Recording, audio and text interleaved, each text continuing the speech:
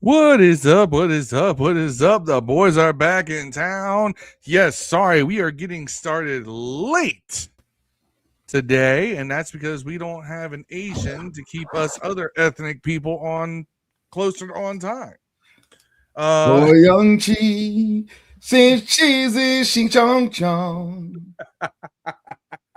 Good light, someone young. That's a good song. You know what's funny is that song is used a lot in like brain rot memes now. Is it really? Like, yeah, I see it a lot. I see it on like generic knockoff brand clothes and shit. That's why. That too, but I see it a lot in like, you know, this like this like Gen Z brain rot. Like they use that one a lot, and I'm just like, wow. Gorgonchi. By the way, this song is like called an inspiration for life. The story is his dad. He went to prison for something stupid in America. Would have gave you like a week or less, but he went for years for it. It's something crazy. And his dad only wrote him one letter and gave him a guitar while he was in prison. Told him do something with your life, and he wrote that song in prison. I think the only song he ever wrote. I mean, it's one of those songs that like whenever you hear it, it definitely has like some emoting to it. Like whenever I hear, I'm like, I don't know what the words are, but this guy's singing his ass off. So anyway, what's Phil Bill talking about? Get you on the halftime show? Yeah, we gotta get you on the halftime show. What's that? What are you talking about? What I missed? Dev said Phil Bullock is saying that you, because you can sing, you should be on the halftime show this season. I could do it, man. NFL at the All-Star game or the Super Bowl halftime show, I could do it, dog. Don't follow Dev. Dev does not lack confidence here. We definitely 100% need to have a cross-pod karaoke contest. We'll win, dog. Say what you want to say about all these podcasts. We sing the best, dog. I'm just letting you know. I would challenge all of them. Deuce, if you listening, dog. Karaoke countdown. Phil versus, Deuce. Phil versus Deuce. No. Karaoke. Unless I'm actually, if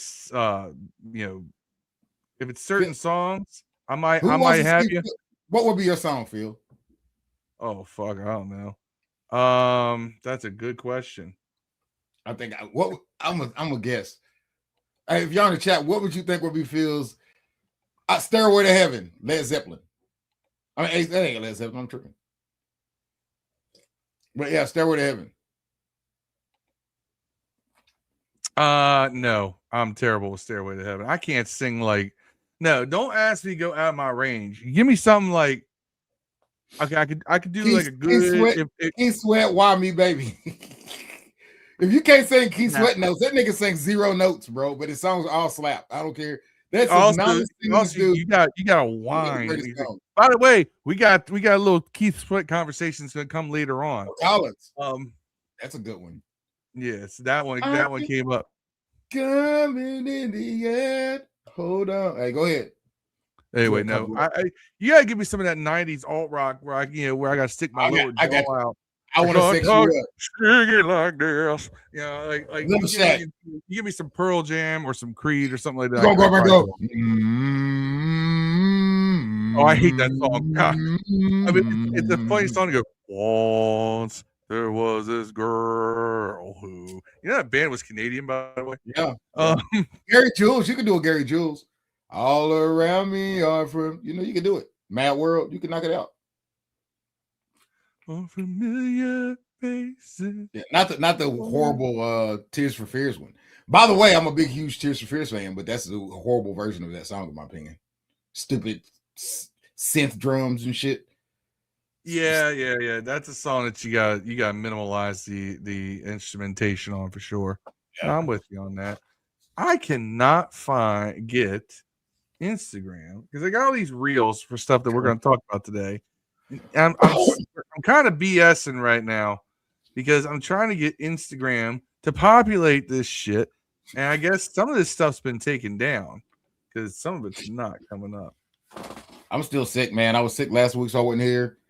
I haven't even watched that show, by the way. I usually do, but I start going back to work this week. I'm still got this dry ass cough and this hand nerve damage. So Sorry. I feel like God hates me, but not as much as he hates Stellantis. You know what I'm saying? God really hates those guys. Stellantis? Yeah, they got like no profit sharing, bro. See that shit? Oh, no kidding. Oh, we got breaking news, by the way. Bill Clinton. You know what? We're gonna start off right away. Right away, before we even get too much further. Shy Gun says we look like Eminem. He said, I think he's talking about we look at M&M's like the candy because we're fat. Yeah, well, that's because we got big domes, big round domes. That's racist, by the way. So, and Yam has to go and hit the breaking news before I can break the news. What happened? We have released Tyler Biotish. Damn, really? Yes. So this is her. Wait. Do you think they're moving someone inside? Was Chris Paul moving inside? It just says the Commanders are releasing starting center Tyler Biotish. Source said another center available in free agency. Do you think Chris Paul could move the center? 28-year-old Chris Paul and Armstrong. What if Chris Paul moves the center? I don't know. And honestly, Biotish had a down year last year. I didn't think he'd get cut. Like, if you told me anybody would get cut this year, I wouldn't have guessed it'd be the fucking starting center, though, that played almost every fucking game last year. I don't. Jeez, man. Ain't no love in the NFL. Ain't no. Oh, you and I wouldn't do different songs there. Yeah, anyway, I didn't Tyler Biotish release. Also, during our podcast last week, before I could see it, Marshawn Lattimore cut. I would have kept him.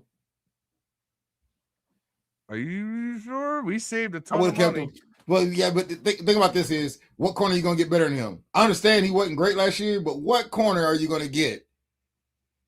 Unless the draft pick is the corner at 7.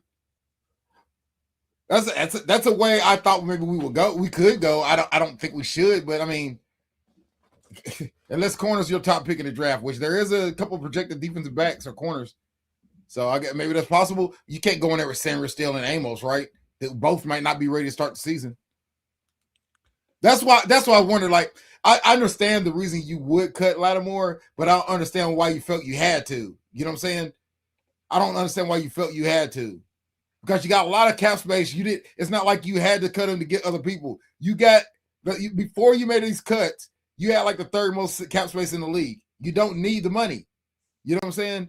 So it didn't make sense to cut a guy who's clearly at least a starting corner. I don't know if he's a number one, but he's at least a top 3 corner on most teams in the NFL right now. And a top 3 corner is a starter. I think it's a money thing. I think they're saving Can't so be much a money money. thing, though. Can't be a money thing because you didn't need the money. You didn't need the It money. is if you're going to chase after someone more consistent. But there's not any other corners out there that are higher up. Like as far as free agents. They may draft another one. Is that Lenore? What's his name? The corner that's out this year? Now hold on. Think Trey Amos? No, the ones that in the draft. I'm trying to think of the dude's name that I thought was pretty dope. We might get one in the second round though. Like Manzo Delaney. That's his name. Delane, whatever his name is. Yeah. For LSU. Like, do you think he could go 7? Because I'm sure after this happened, somebody's probably got him mocked to us at 7, right? Or do you trade down and get him? Do you get Malik? I'd rather have Malik Muhammad personally. I don't know. I really haven't keyed in on corners for the draft this year. I really I need to do more draft. I like Malik Muhammad because he's I think he might be faster, and I think his coverage skills are great. Now, like Delane is like a playmaker, dude. That dude, like he's one of them kind of guys that's always around the ball. But it fucks with me so much because when I see Delaney, I see Forbes. You know, I see Forbes in college. In college, I thought, man, Forbes is fucking nice, bro. He gets everything, his hand on every ball. You know what I'm saying? Pause. He gets his hands on every ball. And I thought that was a win pick, and then he played. So, I don't know. I really think that whoever they draft has got whatever schemes they plan on running, whatever DBs they have to fit that scheme. If they're gonna run zones most of the time, they need zone corners. If they're gonna run man, they need man corners. I think Muhammad's the best athlete in other corners. And if you can find a corner who can do both, that's even better. I still take Caleb Downs over everyone in the draft. Every player alive in the draft, I'm taking Caleb Downs. I can't really argue that. He's up there for me too. But anyway, Lattimore cut, Biotic cut. So we're making some. How much they save? Let's see. If Steve was here, he would already have a spot track open. But for Biotic, we're saving over $6 million with Biotic, and with Lattimore, it's over 18. So we're saving over $24 million. Do you think there's a chance that Payne could be cut? No, but I think some of this money is going to be used for a restructure on Tunsil. Well, yeah, I think that'll free up more money. I think Payne could, man, if they could take some of this money and get another defensive tackle, like again, but Payne's one of the situations where there's not a better defensive tackle out there. So it's really and that's why it's like, what do you? I don't understand it, man. I think as much as I like this front office, Payne is after this year. Payne's gonna be on the downside of 30. As much as I like this front office, man, I have a lot of fucking questions every year in the offseason, man. Like, I just don't understand what the fuck. I don't know what they're doing. I don't think they move differently than we're used to our front office moving in the past. Man, I don't think they're winning. I mean, obviously, Jaden Daniels, you know, like outside the draft pick, like Jaden Daniels was fucking the truth. Other than that, man, like what the fuck else are we doing? Right? You know what I'm saying? Do you trust them? Do you trust their draft? And that was a gift wrap. That was a gift wrap draft, by the way. Every quarterback in the top 5 of that draft was good enough to pick at 2. You know what I'm saying? We just got lucky and picked the best one. But I'm gonna say that was a gimme. That was a layup. I could have got that one. I could have nailed the last year's draft with Jaden Daniels. I could have nailed that one, bro. Well, I'm saying I wonder what the fuck. Connerly's struggled, but he started to come on. He started to come on as the season progressed. Yeah, Connerly's good, man. I'm not hitting on Connerly's a good pick. I don't know if I would have picked him that early. But looking back, he would have gone. He would have gone a few picks later. He was a first round pick. He was a first round pick. I'm not hating on Connerly. He started right tackle every game. I'm not gonna ever complain about a guy who did that, and he wasn't like a deficiency. He wasn't like Wylie last year. Speaking of Wylie, Andrew Wylie has agreed to a 2-year contract extension a few days ago with $7.5 million over 2 years with an upside to $10.5 million. Did he play center in Kansas City? Because he played guard and tackle in for Kansas sure. City. Yeah, he was a good guard though, decent guard. He's much better guard than he is a tackle. Do not put that man at tackle. I don't even particularly care for him at guard. I think he's solid backup. Let me hit some of these comments real quick. Yam, to be honest, was cheap though. He was only due $6.8 million this year, and cutting him June 1st only saves $8.1 million overall. Again, I think that this is more of we're freeing up money to do something else with it. And I think Biotic did have a down year last year compared to the year before. Yeah. Family. Phil Bullock wants to know who could be any worse than him. He's talking about Marshawn Lattimore at the same time. Man, I'm not saying that he should be the number one corner. Is the biggest Marshawn Lattimore hater in our family. No, and he has done a lot to be hated. And really, do you hate him or do you hate what we got for him? What we gave up for him, rather? Like, do you hate him or do you hate the trade? I think I would say this way: I hate that we didn't get what we should have gotten. If we had just signed a free agency for that money, dog, would y'all really have made that as much big of a deal? I guess, but I just feel like. I feel like at the time, it was the kind of move that you make when you're making a playoff push. Yeah. And I don't think he's a bad corner. I just think we were the worst defensive backfield in the NFL basically all year. We were the worst defensive backfield in the NFL. And I feel like, why would you get rid of a guy that can start on most teams in the league? because I think that the other guys are going to be going to. I think like for instance, Igbenogany is going to be a free agent this year. I don't think they re-sign him either. I think anybody who is set to leave for that defensive backfield is gone, except for maybe Will Harris. Will Harris may get another contract. We'll see. Marcus Elam points out there is a lot of young cornerbacks that will be in free agency. Phil Bullock disagree with you. He thinks that our first 2 picks will be DBs this year. Yam points out that Jamel Dean is currently the best cornerback in free agency, but he turns 30 later this year. Right, that's what I'm saying. That's if the guys that are available aren't that much better than a guy that was there, possibly in a new kind of defense. Jamel Dean had a much better season than Lattimore last year. So you got to go off of not just what they have done, but what have you done recently? You got to watch patterns and trends. Yam says that he thinks it means we're going to draft a corner. I think second round we're going to be looking at drafting a corner. Merrick Sealand says Downs, Bailey, Styles, and Reese are my 5 choices. Bailey ran a 4.540 today. I did see that. Both of them, both of them defensive ends for Ohio did. Phil Block agrees that after Jaden Daniels, our draft was trash. Super trash. Yam agree with me that Biage had a down year last year. But quality center is hard to get. Really, the only one in the market right now is Tyler Linderbaum. Linderbaum is somebody who I have heard is someone we may pursue. Anyway, Phil Bullock says Lattimore stanked it up as well. So, anyway, moving on from these cuts. So this video, I had a video. Jalen Watson is the top corner, I think. I had a video, and it has since been taken down. But David Blough, our new offensive coordinator, the Lions head coach Dan Campbell, said in an interview that he wanted to bring Blough onto his staff after this past season, and we promoted Blough instead, and he couldn't get him. But he wanted to bring Blough and move him up into his staff. So there was this kind of idea of, well, who is he and why would anybody want him? And then Dan Campbell says, oh, no. Guy's really smart, talented coach. I wanted him. So I think that it kind of puts to rest this idea that he was just this total unknown that nobody knew and nobody wanted except us. Obviously, the Lions, who have a potent offense, wanted to bring him into their coaching staff. I don't know if it's an offensive coordinator, but certainly wanted him on his staff. So I think that speaks to David Blough being someone that is kind of seen around the league as one of those hot up-and-coming coordinators that, is rising up, that we're seeing a lot of these young offensive minds coming up in the league. Deb, what do you think?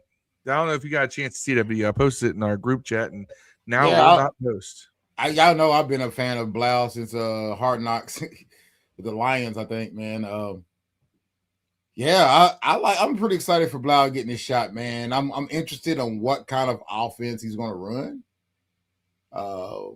Now that you said that the Lions may have been interested, I'm really interested in what kind of offense he's going to run, because I know it's going to look different than what he would have ran with the Lions, right? I mean, or is that maybe the kind of offense we're going to run? I don't know. He played in all them offenses with all those head assistant coaches, so it's pretty cool to have somebody that's wanted. Everybody wants to want their girlfriend to be, desired by other people. You know what I'm saying? You want to walk around the hot chick. You know what I'm saying? That's pretty cool. Blough, you're the hot chick, bro. I mean, right now he is. I mean, kind of like, honestly, Cliff Kingsbury was that guy several years ago. Yeah, out of college when he was there. He didn't even deserve a pro job, to be honest with you, out of college. He was like mid in college. He didn't accomplish anything in college and got a great pro job with the Arizona Cardinals. Remember that shit? Yeah, it's true. I think that he was a little rushed into that. But I do think that he is a sharp offensive mind. Just his play calling is a little weird.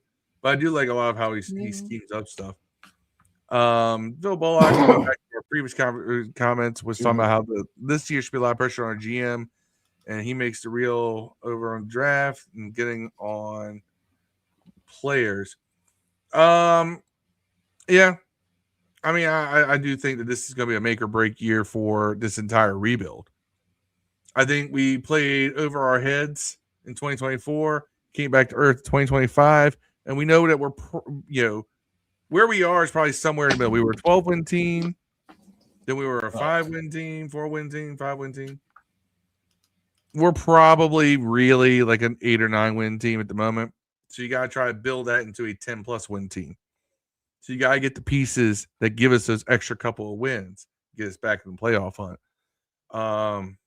In my opinion. Moving on. Wylie re-signed. We talked about that. Combine news. Not a lot out of the combine so far today. Today was day 1, right? So it's not like defensive ends went like 4-4s though. 2 of them on Ohio State's guys. Both of them went 4-4. So Texas Tech's David Bailey ran a 4.5. That was kind of the big news out of that. Really, was that Bailey ran that, and I didn't see any other numbers that really jumped off the page at me. Now, granted, only so much is out there. I don't know if you had seen anything else. I'm trying to get some updates here.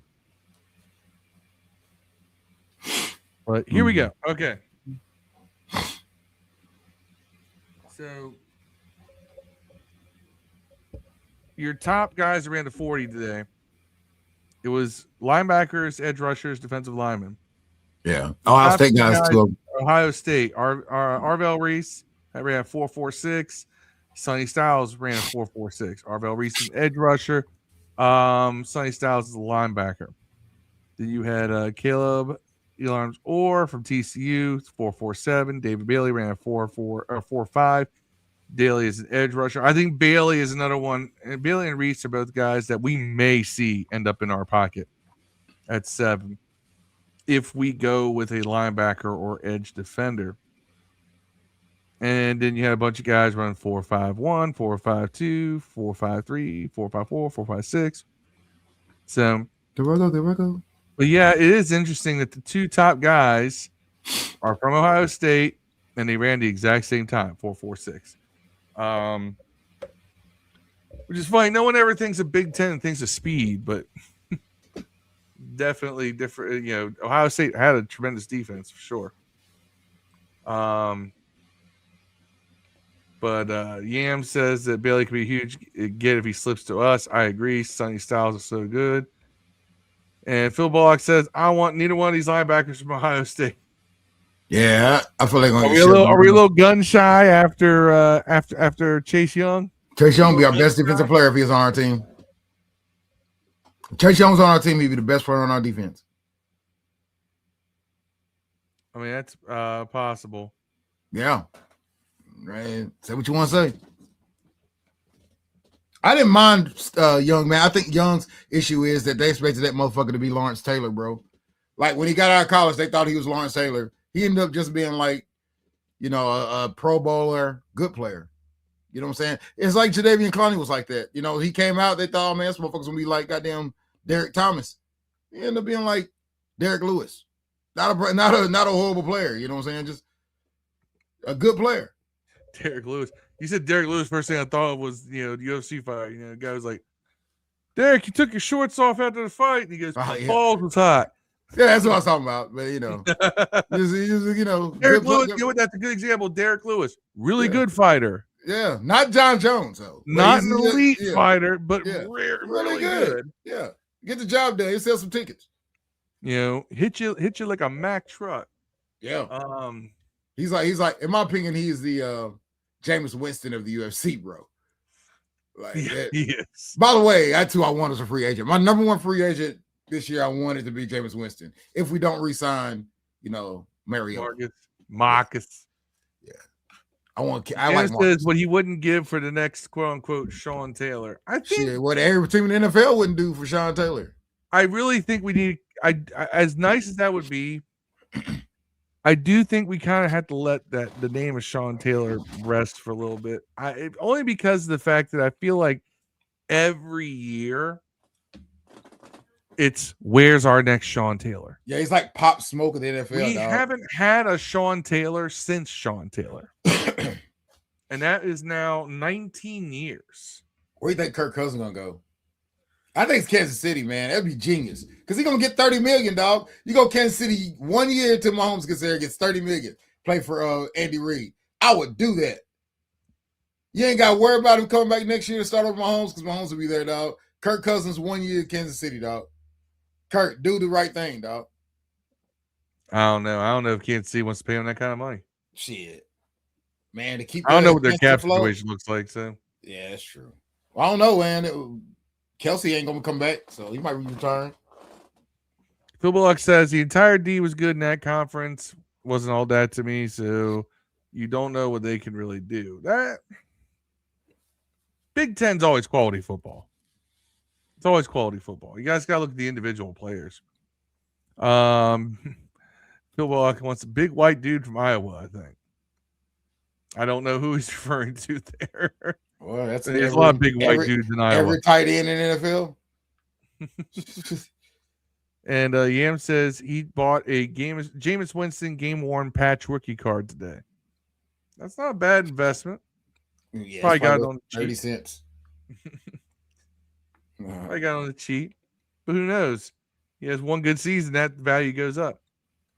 So, friend of the show, Andy Burrows from the UK, big friend of the show, has had he was the originator of the Bunker podcast and a few others. Was named the Commanders International Fan of the Year. Andy has been here for our barbershops. Drunk as hell. We call him at 2 a.m, and he had started drinking at 7 a.m. the previous day. It was 2 a.m. in England. Yeah, you're not going to out drink that dude. Yeah, you are not out drinking Andy Burrows, by the way. And the worst part is you look at Andy Burrows and you think you can. Well, he's from Britain or UK. Yeah, he's a skinny dude. Yeah, but they drink beer for breakfast, bro. It's like a normal thing as a kid. Yeah, but you understand, as I've seen that's Burrows like you're out smoking an American black man weed. weed. Andy Burrows do 17 Jaeger bombs on top of other drinks. I could out smoke him. You probably could. Yeah, I could out smoke Andy Burrows, bro. I don't know about Phil Bullock. I probably can't out smoke him or Yam, but anyway, Phil Bullock wants to know if he plays D-line. Andy Burrows does not play D-line. Andy Burrows would be a punter because he does play soccer. He'd be a kicker. Andy Burrows, though, great dude. Always love it. Whenever the Brits come over for their one game a year, I know Steve and I always try to make it a point to make that the game we go to because we love hanging out with Andy and Scouse, Andy Lockhart, all those guys.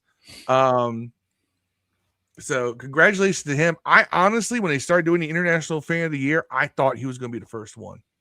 I am surprised it took this long because realistically, he's probably one of the biggest drivers of the fact we have such a strong British social media presence with this fan base. And that's all circulates around Andy. So I'm a little surprised it took him this long, but I'm glad it happened. I can't think of anyone more deserving. Dev, I know you've met Andy before. He's been on this podcast multiple times.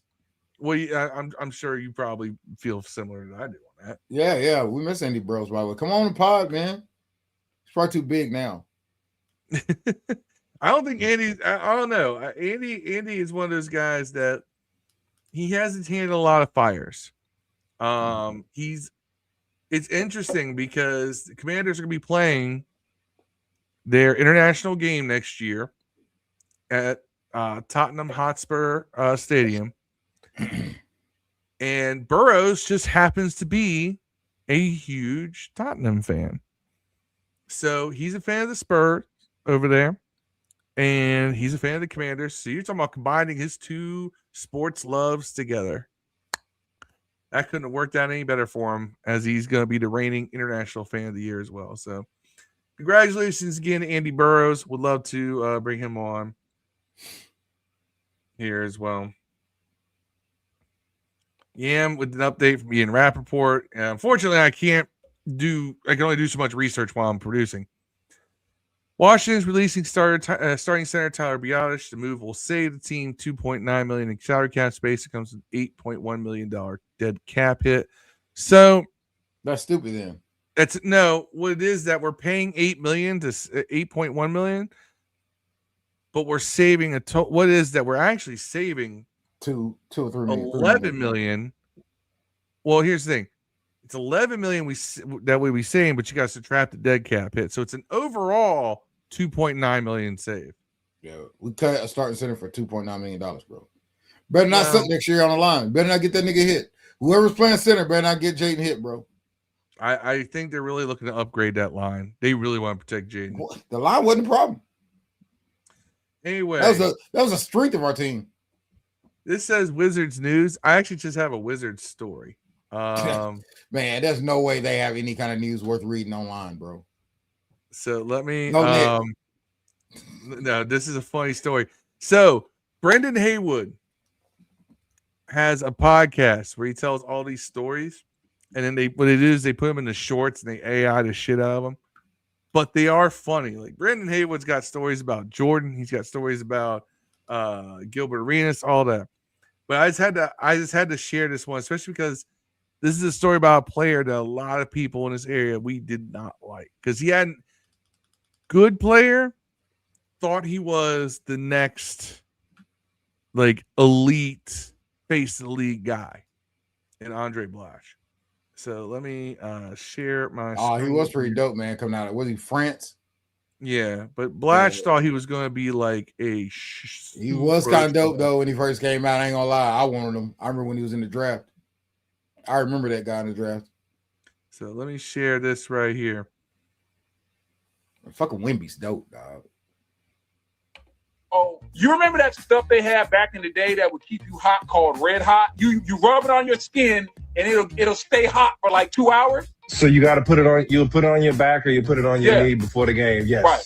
Gilbert Arenas snuck and put some Red Hot inside of Andre Blatch's tights before practice. So Andre Blatch doesn't know. He puts these tights on. All of a sudden, you just hear Andre Blatch hollering, "Ah! Ah!" Chestnuts roasting on the open fire. His man region is hotter than grandma's grit. Andre Blatch takes the tights off. He sprints into the shower. But what people don't realize about Red Hot, when you put water on it, it heats up even more. So he's in the shower screaming, and the only way to get it off you is milk. So somebody had to go run and get this man a gallon of milk. He in the shower, butt naked, and pour milk on himself.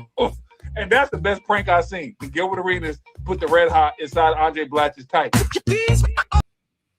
Okay. I don't know how y'all saw that or not. That is he's got another one about playing with Jordan too. Then that Jordan can't dance. I don't know if you've seen that or not. I thought I shared that with you guys. That Brendan Haywood said Michael Jordan can't dance for shit. Nah, I ain't seen that one.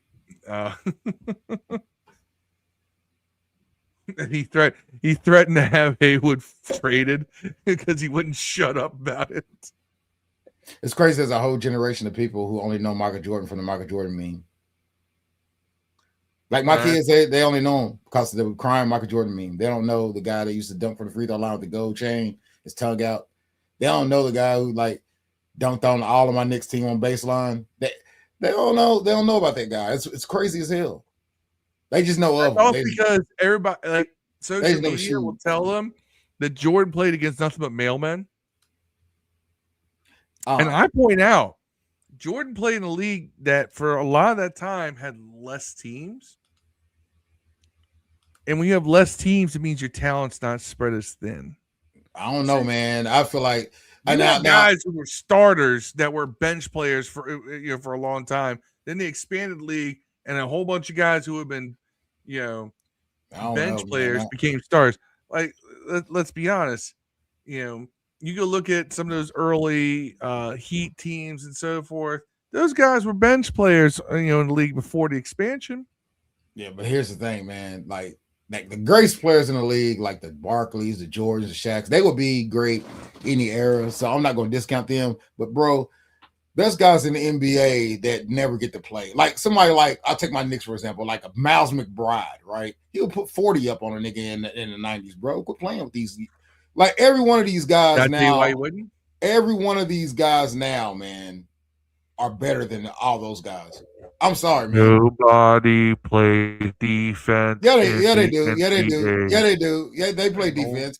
It's just that now the league has gone. Everybody takes pride in defense. The league has gone so much to pick and roll and spread out offense that you can't play defense. Everyone in the league can take everyone in the league, especially if you pick and roll them. There's guys in the league that'll bottle you up one-on-one, man. As soon as the picks come in, it's over. That's just the league. You know what I'm saying? Everyone in the league can get you 30. The bummest guy in the NBA today, like the 8th, 9th, 10th guy in today's league will fucking go to the late 90s, early 2000s league and be really, really, really, really good. I'm not now. The great guys back then will still be great now. I'm not saying that. I'm talking about the guys at the bottom of your bench, like Donald Royal for the Orlando Magic. He couldn't play in today's league, bro. Couldn't do it, man. You know what I'm saying? Royal Ivy. You know, those guys can't play in today's league, bro. There's a lot of guys who are middling in the 90s who would be just dominating today. None, bro. Bull. None of these dudes. Penny Hardaway would kill in the Penny Hardaway was an all-NBA player, though. That's what I'm saying. Like, those guys would be great. And he wasn't even number one on his team. Nick Anderson. Those mid-90s Magic teams were made for the current NBA. Penny Hardaway had to got hurt. Penny Hardaway was a Hall of Famer, bro. He was a top 5 point guard every year he was in the league healthy. He was one of the best players in the league. He was an all-star most of his career. Like that's what I'm saying. Those guys will still be those guys. But his backup probably wouldn't have been in the league, man. You know what I'm saying? Like there's a lot of, man, there's no Wemby's. There's no LeBron. Like LeBron, for an example, you would have to guard him with Cartwright back in that era, dog. You think he's on LeBron? That's the biggest guy you can. Don't play a physical game like that. Yeah, yes, he is big and strong, but he doesn't he's never had to go against somebody. He doesn't go against guys who can put the body on him. He's in the league with and Shaq the rest let him play like that. Well, he's in the league with Shaq now. First of all, Cartwright knocked out more players than anyone else in the NBA. Oh yeah, he's a Knick initially. We gave him away for our because he played with them. He played with elbows out, and he used to wham. He took out Olajuwon. He took out Ewing. He took out. I mean, there was a whole list. Bill Cartwright would be a 6 man in today's NBA. He wouldn't be. He would be coming off the bench, so he'd be Mitchell Robinson. That would be Bill Cartwright's role. You see what I'm saying? That's how good the guys are today. The only reason Cartwright started for those early Bulls teams was because Will Purdue never developed. Well, the center couldn't develop. They kept trying to find another center, and they couldn't. You can't play in today's league with more than one guy that can't shoot. And today he'd be a liability unless he was the only guy on the court that couldn't shoot. Actually not before he got injured. He was not bad offensively. No, he was an all-star. He was a 20-point a game scorer. Yeah, he was an all-star for the Knicks till we drafted Patrick Ewing and traded him for Oakley. Well, that's because they also tried to do the Twin Towers thing, but it didn't work because Patrick Ewing didn't want to play power forward. He wanted to be center. And Bill Cartwright was not built to play power forward. He was built to be a center. We also had Williams backing up, Herbert Williams backing up, who was also a legit starting caliber center, also backing up Ewing. So we didn't need Cartwright. We didn't need Oakley. They needed a tough guy to be an enforcer. Oakley wasn't a bad guy. You know what I'm saying? They needed it. But, you know, I like Cartwright, though. Luke Longley, by the way, was the best player in college when he got drafted. He was the number 1 pick, bro, by the way. That's what I'm saying. Like, some guys aren't bad. They're not Michael Jordan, so people think they're bad. Like, Penny Hardaway was one of the best players in the NBA, dog. There was a point where you could argue he's the best player, one of the best players in the NBA in some era. Before he tore his shit up. Penny's not a meddling player. No. He's a star. Well, I'm saying Penny would be a 35-point a game scorer in this league because he's built for the modern NBA. And let's face it, it'd be Shea Gilgeous with a 3. Nobody plays tight defense because the refs over officiate anymore. Yeah, he'd be Shea Gilgeous with a jumper, with a better 3 rather. Yeah. Gilchrist can shoot too, but I mean he's streaky. The thing about Penny can shoot. SGA, but Same size. But can score from Cunningham, and is a better passer too. Yeah, Kay Cunningham, he's kind of like so better shooting Kay Cunningham. Imagine this: Penny Hardaway's running with a 35, 15, and 10 stat line. He's here you go, even better one. Imagine Westbrook with a jumper. Yeah, Westbrook's a Hall of Famer, first ballot too, by the way. Yeah, and he can't shoot for shit. Yeah, streaky. You didn't have to shoot. You didn't have to shoot in the 90s, man. You only had to have like a discernible skill. That like today's NBA, man, you have to have 4 shooters on the court minimal. Like you can't have a power forward or center that both can't shoot. Yeah, you can't have a power forward or center that can't shoot. You'll get exposed. If you can't shoot, you're exposed, bro. They'll hedge off you all day and play defense like a motherfucker. If you got one guy on your team that can't shoot, they will hedge off that dude, bro. Then you're in a world of trouble. Unless he can score in the paint. But no one plays in the paint anymore. That's what I'm saying. They don't respect it, bro. So I know. It sucks. Everybody wants to be Steph Curry now. Yeah. And I get it. For a while, everybody wanted to be Jordan. Everybody wanted to dribble, crossover, and then drive the lane. Jordan was the guy who initiated the style that followed him, and a lot of guys modeled that. Then Steph Curry came. Now all the kids coming up, what do they want to do? Crossover three. Step back. Everybody wants to be James Harden. 4 steps back. AKA Black Luka Doncic. Like, there's no way you can tell me they're the same guy. They're the same fucking guy, man. They just like wearing. I feel like Luka's wearing blackface. Every time I watch Harden, it's the exact same. It's the same move sets, the same speed, everything. It's just Luka's bigger. It's the exact same moves. If you watch him, same dribble, same everything, man. It's crazy as hell. There's no way you can't tell me that Luka Doncic didn't watch James Harden and be like, yeah, I want to do that. It's the exact same fucking guy. He can do that. Yeah, he's better. Crazy. He's better than Harden. But it's the same. It's the same move set. Let me get some of these comments here. Harden's good, by the way. Harden's great, by the way. Mark Sealand says that the Knicks need to be more consistent. Yeah. He also said that he saw a wrestler online. It could be my twin brother. If he finds it, he'll message me a name and picture. There's a lot of pro wrestlers online. It's Vader. He looked like me. Vader. Let me tell you something. Oh, now I gotta find it. I should show it to you. It's Vader and Stan Hansen in Japan, and those two are just literally just beating the shit out of each other. Because where they're bleeding and shit. I seen that one. No. Where Stan Hansen had poor eyesight, so he didn't pull his punches. He just hit you. He didn't pull his punches because he couldn't see. He had shitty depth perception. I always got mad because Stan Hansen's fucking haircut. He popped Vader's eye out of its socket, and Vader pushes him away, walks to the corner, and you see him pop his eye back into socket. Yeah, I seen that. And then he finishes the match. That's a badass dude. Vader used to hit people like that too. Vader broke a dude's neck legitimately because he, power bombed him on the concrete. I respect Stan Hansen because he wrestled a little bit in that cowboy hat. Stan Hansen was a bad motherfucker.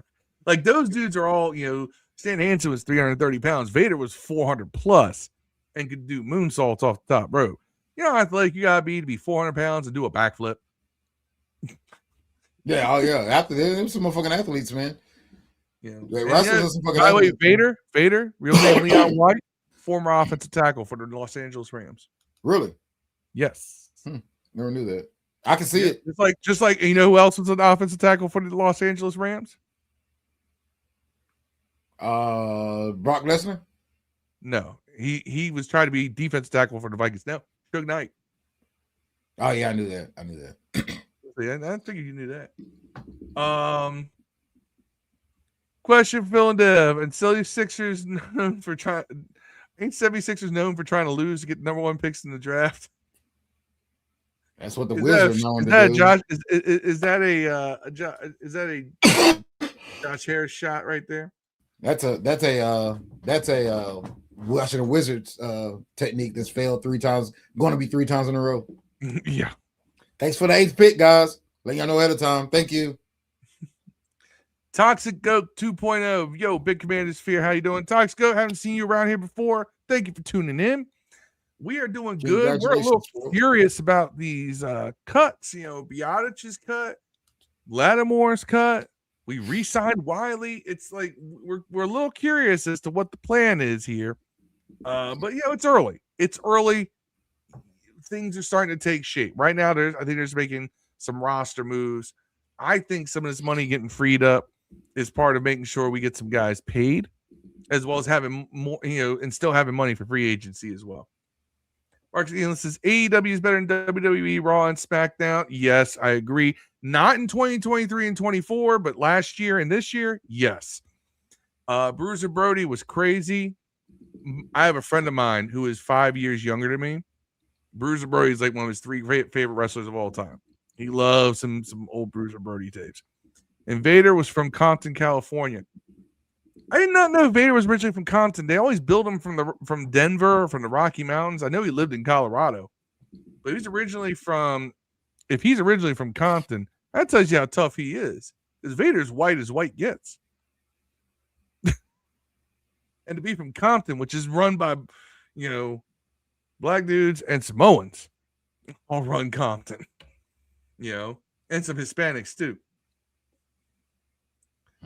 Phil Bullock says, yes, it's a shot at him. I hope you don't come to the NFL with that. I'm trying to remember what you're referring to there, Phil. Toxico says, really surprised we cut Biage. I'm a little surprised. I'm not entirely, because he did have a down year last year.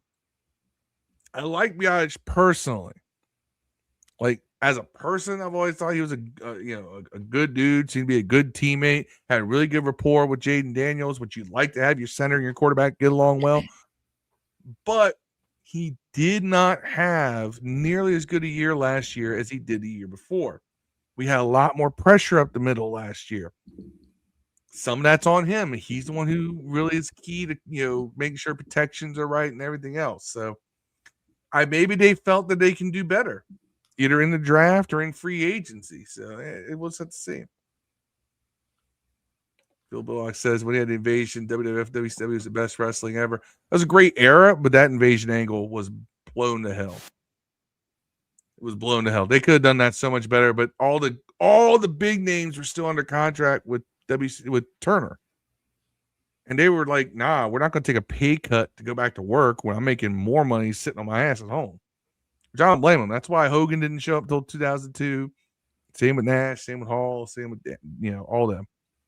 So anyway, I can talk wrestling all night. We all know this. But we all know Eastern Motors. Dev doesn't because he's not from around here. But you've seen the commercials. Eastern Motors is a DMV staple. Always featured Redskins players, Commanders players, and some Ravens too in their commercials. Well, since they are DMV, they have taken it one step further. What's that mean? And I will show you. They are doing the collab that needed to be done. And I will share this with you.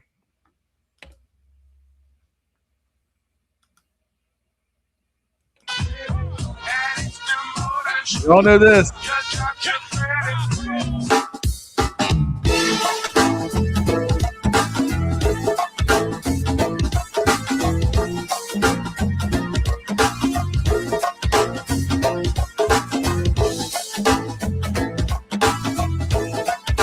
How about that, Dev?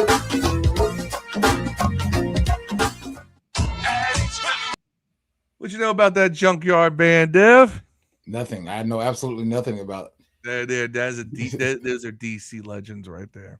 Junkyard band. Are they? They are one of the originators of go-go music. Really? Yes. Huh. Them and Chuck Brown. Interesting. Yes. So they're doing a full-on collaboration with the theme, and they're gonna do a go-go version of it.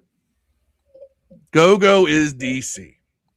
It is one of the few art forms that we can sit there and say, yeah, we brought that to the world. Problem is, the world hasn't been necessarily as accepting of it. Although I'll tell you what, if you want to know how the DC suburbs are stretching, go to Winchester, Virginia, for those of you in the area, and just hang out for a while. And you'll notice you start hearing Go-Go playing from the cars here too. Because a lot of people from DC headed out west. So that is something I just had to bring out because that is kind of tied to, you know, the old Redskins players that were in all the commercials. Lord knows we saw Clinton Portis and guys like that in those commercials. And then, you know, the fact that the Easterns is continuing their DC connection with Junkyard Band, I just think that's really cool. Toxic Goat 2.0 says it would be crazy if AP went all out to get Tyler Linderbaum. That's what Yam was talking about earlier in the comments. That's the only way it works sense. I mean, it's the only way this really seems to work. So I think that they got a beeline into something here. Phil Bullock saying DC go. Yes, sir. Marcus Ela says, I'm out. See fan Dev. We have to get together because Commanders is playing in Nashville. Maybe another game in DC. Marcus, if we head to Nashville for that Titans game, I do expect to see you there. Because Steve and I have talked about going down. And in fact, I guess whenever that game comes out, that may be the weekend that I'm in Nashville anyway to celebrate my son's 21st birthday. So I have my son with me as well. I have another friend of mine with me. We'll make a whole deal of it. It's going to be a good time if we make that happen. Marcus, it'll be definitely good to see Marcus, the hardest working man on Facebook. I will say that every time he is in our chat as well. So we are not doing no damn Paul Rudd moment of the week. Yeah, but Paul Rudd. I finally watched that Anaconda. It is bad.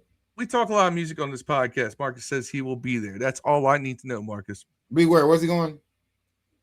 Titans Commanders because we're playing Nashville. Have they announced when that game's happening? Not yet, but it will be in Nashville. That has been announced. Yeah, I'll be in that game. Hey, Marcus, I'm almost. Hey, I'm in. I'm in Bowling Green. You need to stop by here on the way. We ride down there, bro. Y'all can come down. Steve and I will come join. We'll come join y'all for sure. If that's the week, if that's the weekend, we're gonna celebrate my son's birthday and everything else. Hey, your son does love Nashville, doesn't he? Oh, he loves it with a passion. Nashville's a great city, bro. If you haven't been to Nashville, you don't know. My family's from Nashville. That's where they all live. I don't even go down there that much. Hey, I love Nashville. Man, it's about I can get to the stadium in like 45 minutes or less. I like going to Zanies. It's probably my favorite thing to do there. So, but that's like about 35, 40 minutes. Now the traffic, they're redoing all the streets, so that hurts. So you might take you an hour, but it's not normally that long of a trip. Nashville's all right, and it's a straight strip. It's literally about 4 exits away from here. You know what I'm saying? And 3 of them, and 2 of the exits I'm talking about are in Bowling Green. So after you got Bowling Green, there's like 2 exits. You come down 65 or 24? 65. Oh, okay. Yeah, it's just I-65 south. You just go I-65 south and just straight. There's no. I know there's 2 interstates that go north. That's why I couldn't remember which one. There's no other turn. There's no other turn. You just stay on I-65 and you go right. If you don't even turn off, you'll be in the middle of Nashville. Just go straight. You never. I've gone up 65. I haven't gone, but like an 100%. If you went up 65, the next city past Nashville is us. So, like right outside. Now I will say this. If that's the weekend we celebrate my son's birthday, my son will be 21. Oh, snap. Yeah. There you go. So, by the way, one thing I haven't announced on here, I had our third grandbaby on day before Valentine's Day. I hadn't been on here since then, I don't think. But I had my third grandbaby, man. So, and I got her sick, RSV, so she had to be in the hospital. I saw her and I thought I felt good, but not. It, probably, unfortunately, but she's home. Everything's healthy. 2 rounds of applause for that new baby. New baby. Yeah, I saw the pictures online. So congratulations to Dev, Grandpa Dev. Third grandbaby. We're gonna have another one by July. Our other kid's pregnant, so we'll have 4 grandbabies in the 2 years we've been married. Not even 2 years. It'll be 2 years in July. We're not even married 2 years yet. We're still technically honeymooners. So I wanted to bring this up. This is one of those totally unrelated to sports deals that we like to go on every now and then. But we talk a lot of music. Hell, we talked about Keith Sweat earlier in this podcast. But this one I thought was interesting just because we talk a lot of R&B, hip hop, and so forth. So we're going to talk about a little Teddy Riley talking about Keith Sweat never paid him for the hits he produced on his first album. Really? Make It Last Forever album? Yeah. Really? Because I let everybody tell their stories, and most of them are not the truth. Like Keith Sweat and myself. Do you know I never got paid for the album? Are you serious? Yeah. That's crazy. My name is on there, right? Yeah. So somebody gonna pay. So still to this day, you never got paid. Never made a royalty. All I got was so what happened? $1,500. Like, did you holler at him like, "Yo, where's my check"? I did, and I mean, is Keith Sweat in charge of that? neither, which I find it hard to believe. Yeah, come on. What was he under? Arista? What was Keith Sweat under? I'm looking at it. But you produced a lot of He's those sitting records. lovely. I am too, but he's sitting lovely. But I'm not sitting lovely from a Keith Sweat album. Wow. What are some of the songs you produced for Keith Sweat? This is the catalog. I want that baby. Deep is your love. Young but you're ready. Something just ain't right. He did a book. He never told the truth about Yeah, he's on Electra. how we worked in the studio and what I came up with. You know, it's so crazy. The first 100, maybe 200,000 records of his album, my name wasn't on the album. Oh, wow. So why not? I guess him and his partner, they forgot about me. Did you do the royalty splits like the publishing paperwork? Well, when you trust in a person who calls you their little brother, this my little brother, that's my little brother, that's my little brother, my little brother. But I kind of go back to what T-Pain say, trust no one, trust no one. Nah, that's and real. Get your business and stand on it, because such a crazy the little you my friend and you my brother and all of that stuff. I go out the window. door. That's crazy, man. So like, did y'all relationship kind of deteriorate? Still my brother. I'm a forgiving child of God. It ain't too late though. I feel like it's not too late to cut a check. Like, no, I feel like Keith should still like, yo, man. No, it's not Keith. It's Warner Brothers. If you had to put a number on it, how much you think Warner Brothers owe you from the Keith Sweat project? If you go, what'd you say? That's why I was asking. It can't be Keith. That had to be, because there's no way Keith had autonomy over his records back then. It had to be Electra or Warner Brothers, right? That owe him, not Keith Sweat. I hate when people that don't understand music business think that another artist owes another artist. No, man, it's a label they ordered. I'm looking at the album credits, and they're both credited as co-producers. So he wasn't. He said it on the first 100 to 200,000 copies. He wasn't credited at all. Those credits didn't come until second pressings. I'm looking at the album credits. Right now. But they've updated those since they. Yeah, but you got to think the initial 100 to 200,000 copies that were sold are where the money was initially. That can't be front. Yeah, that's great. That's a wild. Back to all the way back to 1985, and I'm a 5-point producer. It's pretty good amount of money. I feel like they owe you at least like 10. I'd say like 10 million at least. We have to get a definitely account, because the thing about it is against the law to put somebody on something and not paid. They have to come up with something, because they have my name on the album since then. You can't do things and think you can just roll like it's okay. Right. You have to take accountability. I can't wait to read this book. You got some more stories in here? I can't wait for you to read it. Stories in here, man. Make sure you guys go pick up the book. Teddy Riley, Remember the Time. I would need to pick up that book. Yeah, that's right. Right there, Phil Buck, all classic. You right, it's all classic. And you understand that New Jack Swing is one of the genres of music I think that does not get enough flowers. I really think that Keith Sweat. Keith Sweat. I don't think that whole thing. Keith Sweat, Phil DeVoe, all of them. Like we all love them, No but addition. like in the As an older pantheon of nostalgia, to use big words, and when we look back, we may look back at Pac and Biggie, or we look back at Prince and Michael, those kinds of eras. We don't look back on New Jack Swing the same way. And I wish we did, because there was a period from about 87 to about 93, 94. It was the ultimate fusion between like R&B, hip hop, and hip house music. You got all the beats right, stuff you could dance to, you can bob your head to in the car, and it was never, and it was a lot of talent. It was a lot of talented dudes doing that music. Keith Sweat, Johnny Gill, New Edition, Bobby Brown. Who was it? Johnny Kemp, Just Got Paid. And there was a whole genre of that. I'll Be Sure. All these guys made a lot of money during that time period. A lot of records sold, and we just don't look back on it. And even some of the rap music then took a lot of New Jack Swing elements. Heavy D and the Boys. Come on, Heavy D was just spitting over New Jack beats. Yeah, really was. Rex and Effect, another one. Pepper, Blackstreet.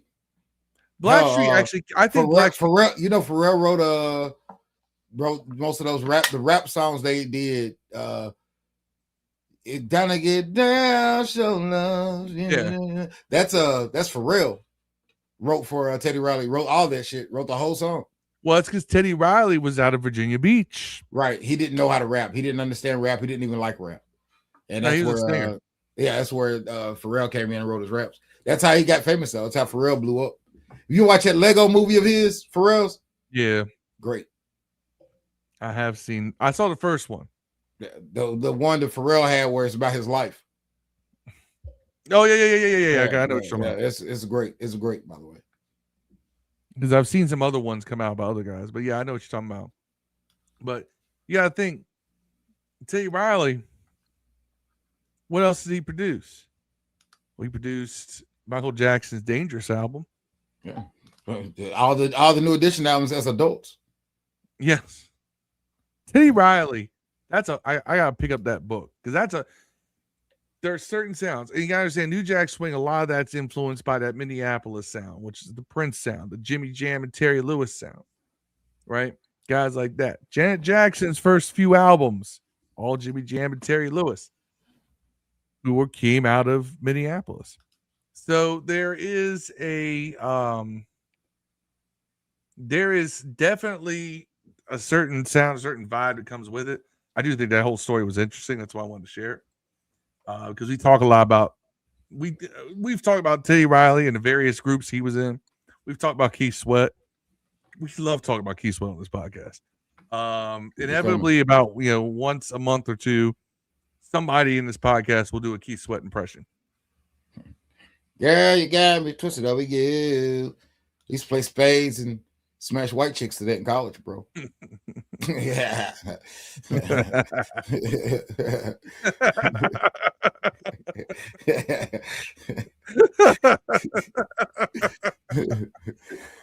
was a hell of a combination of words right there. Yeah. Spades and white chicks. Spades plus white chicks. Yeah. It's crazy. Nah, see, it's funny because I'm a couple years younger than you. My wife is more of a.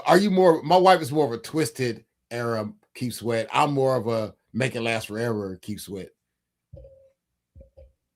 By the way, the girl that sings that song with him lives here. She lives in Bowling Green. I know her. Yeah, you told me about that. I can't remember her name. Bowling Green. She was at she was at Vito's party, man. Free Vito, but oh yeah, Vito from Nappy Roots is I went to visit him today. He's cool. I literally sit down and talk to him right before I got on here, man. I was literally hanging out with him. If y'all want random stories, like random chance encounters in the music biz stories. This is the guy right here to talk to. Yeah, man. Everything's good, man. Anyway, I think I'm going to call this one a night. Look at that. Didn't have much going on. We still turned it into an hour. Why? Because we are talented people who like to talk a lot about different things.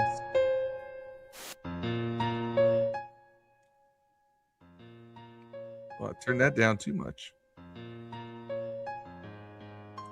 Anyway, as you know, all beats, including this one, done by You can play my actual songs on here now, right? Since I cleared you guys for. Yeah, we need to start doing that more. We get some more Dev's music. Anyway, if you have not been following Dev on Spotify, on YouTube, on Apple Music, wherever you get your music, please do so, because you're going to get not only his top-notch production, dude can write, the dude can sing. He is a multi-talented artist. You should be getting in tune with this man's music right over here. And if you are not subscribed to our podcast on YouTube, on Spotify, on Apple Podcasts, you should be doing so as well. Nonetheless, next week, we'll be back on Thursday for another live episode. It will be just me and Dev again. But as we noted last week, Steve is out the country. He will be back. He will be not back this coming Thursday, but next Thursday. We'll probably be talking all about combine, draft, and all that wonderful stuff by them. Probably touching some of that next week as well. Anyway, until next time, he's Dev. I'm Phil. Peace and hail. Yeah. Train.